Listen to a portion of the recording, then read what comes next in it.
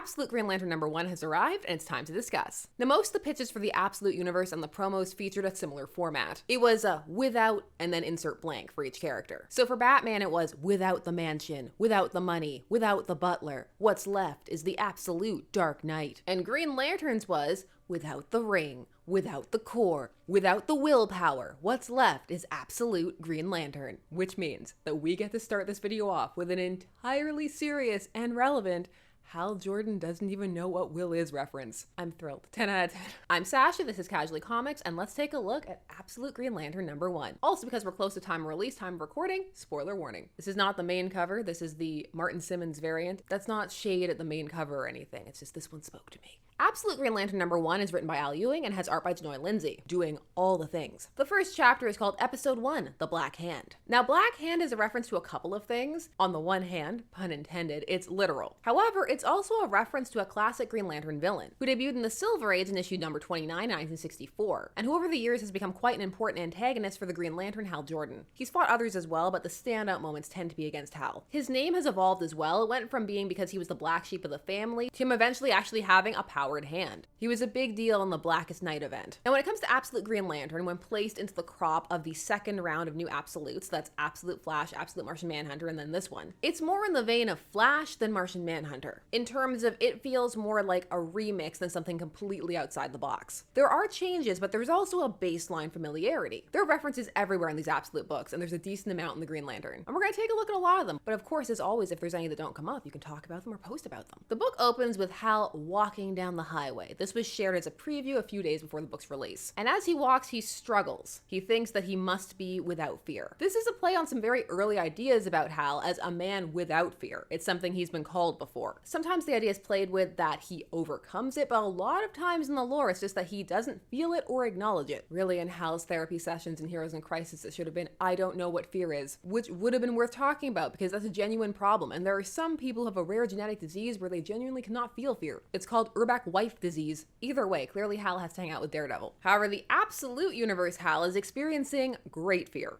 You are in the absence of light. I am the secret heart within every star. Be without fear. Hal Jordan, you must be without fear. Without fear.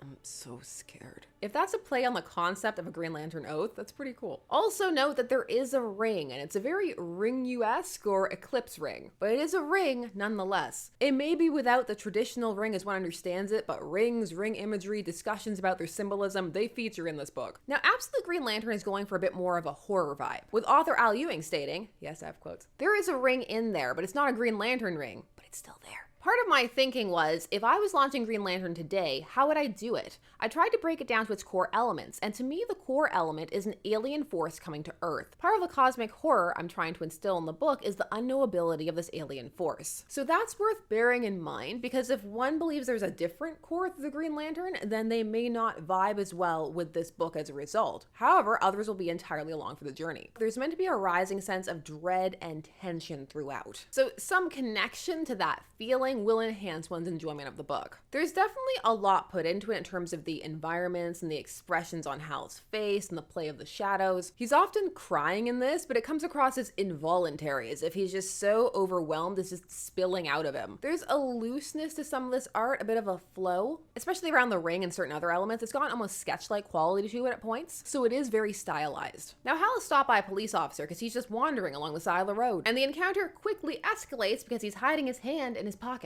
He needs to invest in a nice glove. If he ends up going full villain, I'm sure he'll get some great gloves. That's part of the villain package. Get a black glove to cover up his black hand. There is indeed something very wrong with Hal, and he ends up vaporizing the cop in question. I'm sorry. I'm so sorry. Hal next wanders into a diner. Never a good sign in a horror outing. On the news, they're watching the fact that there's been some kind of alien encounter. And the thing that's landed, it's in the shape of the Green Lantern symbol, which does negate a tiny bit of the menace, just because there's so much association for those familiar with the iconography of DC Comics with that symbol, and also because of how bright the image is. It's one of those things that while it would be quite awe-inspiring and perhaps terrifying in universe, it really depends upon how much one is getting into the headspace of the characters. Because otherwise, it's such a bright and familiar mirror image that fear may not come across. There are some interesting signs around it saying that the end is coming and have you been saved. These are significant. Keep them in mind. So what was it?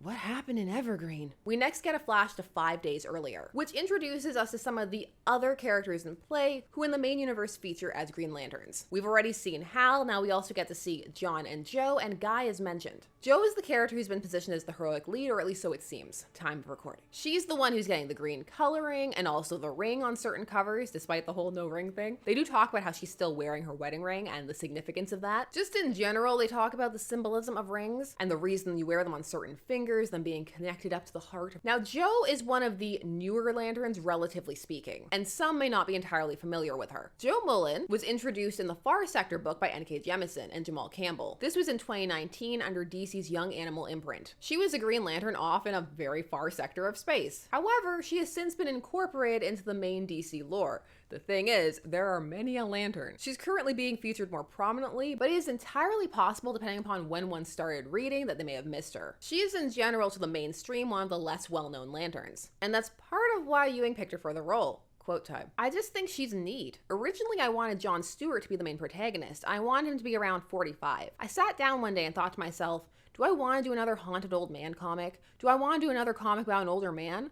A lot of my comics seem to be about old men. I was getting notes about how passive John was in the book as well. I was searching for who else could be the protagonist after that, and I had plans for Hal, and I needed somebody who cuts through really well. That's Jo Mullein. She was the ideal character to fill the gap in the original pitch. The original idea was quite a slow burn story, but her inclusion turned it into something that can stand against Absolute Batman or Absolute Superman. What about Absolute Wonder Woman? I'm joking. You can't mention every book. We needed somebody younger, more active, who could be a reader surrogate. It'll be interesting to see the reaction to Jo, because some are less familiar with her history, but Hal and John have longer histories. And there are already some who are saying some things about the way that Hal is being portrayed. Now, John, Jo, and Hal are friends. There are some fun nods in this scene. Jo calls Hal a toy salesman, to which he responds that he's in collectibles. The fun thing about that is that Hal did have a period where he was a toy salesman. It began in Green Lantern number 70 from 1969. Hal had a period of bouncing from job to job for a bit. He was a truck driver too. John is referenced as being an architect, which is a throwback to when he first appeared. Guy is referenced as being a police officer, and Jo is said to have formerly worked at Evergreen PD. They do spend some time just lightly touching on their histories, and they'll most likely be expanded upon a bit later. Sometimes the symbol remains when the reality has passed. I still keep my mother's wedding ring. She died years ago. Now their day is rather gruesomely interrupted when this green force field descends. And you get to see one of these bikers who's bothering people just splat into it and explode. Now Hal runs out and touches it. He's very action oriented. There are some smaller details that go on here that will most likely become relevant later. But it's time for arguably one of the coolest panels in the book. It's the arrival of Abin Sur. He's rocking an extended alien head plus Majin Buu perfect cell thing going on, and thankfully for censorship purposes does not have recognizable human anatomy, at least in the areas you would have to censor. It is an ominous image, and it does well in making this arrival feel less like an adventure, which it does in the classic origin. Also because in the classic origin, Abin Sur is injured and dying, and here he's clearly much more active. He said his name was Abin Sur. He came from somewhere else. The symbol in the sky that belonged to him. You were there? You were in Evergreen? That thing on the news with some kind of spaceship? He called it the Green Lantern. I made a mistake. I wanted to be the hero. Abin Sur did something to me. Gave me something. Gave me a weapon. Like a gun? Worse. Much worse. What's the most interesting about this reframe is that it's just a shade off in terms of the encounter between Hal and Abin Sur. It's very easy to see the logical steps as to how this encounter could have been framed this way. Also, the original Green Lantern ring, minus its yellow impurity that it had at that time, was this all-powerful weapon that was quite terrifying if one thought about it. It could create energy constructs, force fields, increase strength, let Hal read minds. There's just everything. It doesn't take a big leap to make it something terrifying. Now, we do get to see the hand in action. Evil hands are a horror staple. Just in general, the idea of something on one's body not being of it or acting outside of one's own control is a standard horror trope. It's taking that fear of the other and attaching it onto one's own body. body. So you get a body horror element to it. And hands can be a common choice. This is because it's so dominant in daily activities and something that one has to use all the time, and something that one is very aware that they control. There's nothing subconscious about moving your hands. You can also do fun visual things with the appendages, and also it's something that can be used to pull and manipulate the entire body. That's why I ended up going for this variant. Also, it's very matching in terms of the tone of trying to create this rising sense of dread that this issue at least is going for. Now, as for what the hand does, we get to see it seemingly suck a man out of existence. More than one. It's the hand. I'm holding it back. It takes all I have to hold it back. Keep it away from people. But I can't control it. It responds to danger. You know what would help? Knowing what Will is. Hal is not handling the Black Hand at all. And in fact, after he gets shot, he yearns for death. He hopes that maybe that can end it. He feels like he's a monster. Oh God.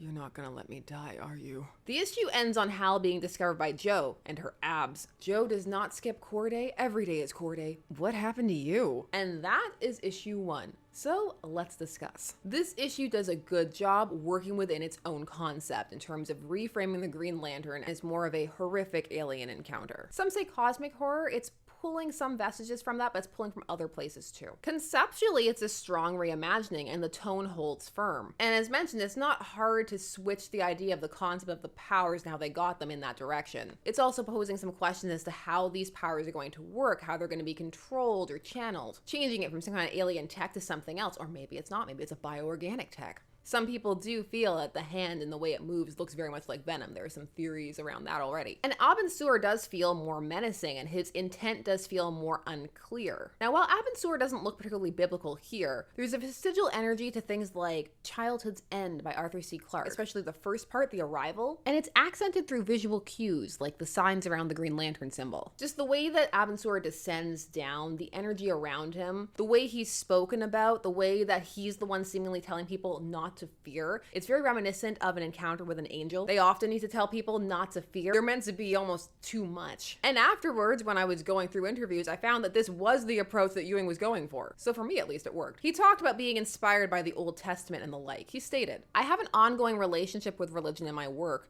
from a very agnostic perspective, but I work a lot of that out on the page. Absolute Green Lantern has parts of that. I was inspired by times in the Old Testament where something comes down from heaven and you don't know what it is, but it does some stuff. I didn't go as far as making a burning wheel of eyes, but it has this biblical angel sort of quality where you look at these things and they're terrifying. The main universe Green Lantern is the cherubic popular culture angel who uses an easily understood power, whereas the absolute Green Lantern is the burning wheel of eyes. You don't know what the hell it wants, but it's coming for you." I would love to hear your thoughts on the description of the original Green Lantern's power set as cherubic. Now, as mentioned, this work relies heavily on the idea of being scary. So one needs to buy into this being a terrifying event. And as of issue 1, while the structure and setup is there, it doesn't feel as though it gets as horrifying as it could. Part of this is due to the art style, where there are certain moments where the shadow play and flowing lines really lend themselves to this uneasy, even nightmarish feeling. However, there are other panels that have a more cartoonish vibe, or perhaps conjure some shonen manga energy. So mileage is going to vary in terms of how much that enhances the atmosphere for everyone. Some will absolutely love it, others less so. The formatting of this is also very standard in terms of how walking down the highway, how going to the diner, just the way that the events play out. It may feel very familiar. It's done well, it's just for some it may not be overly captivating. Another factor to consider is how some will react to the changes. Now, some are going to be coming to this fresh,